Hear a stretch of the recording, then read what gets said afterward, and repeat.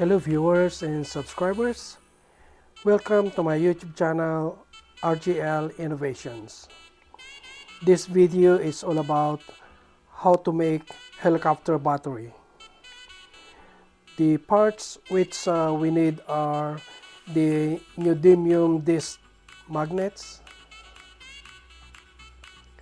non-coated wire, battery, and plastic propeller.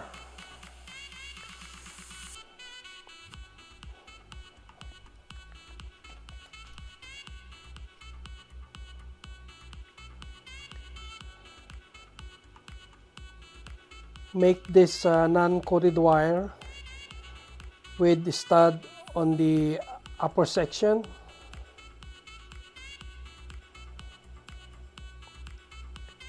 and make loop in the bottom with a 3/16" gap.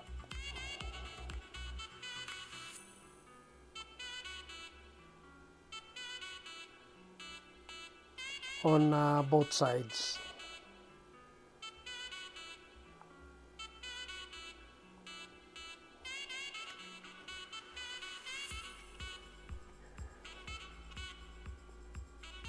Include the hand plastic propeller on the top.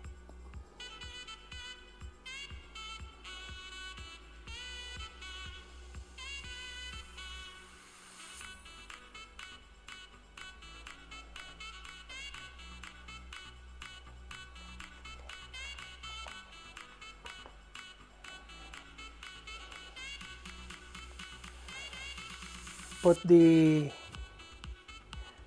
neodymium magnet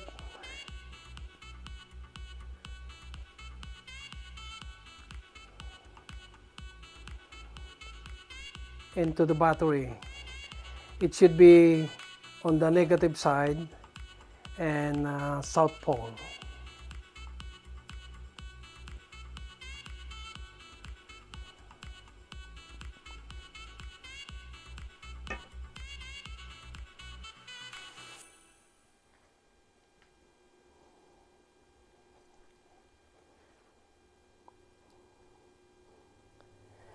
Slide this wire into the battery.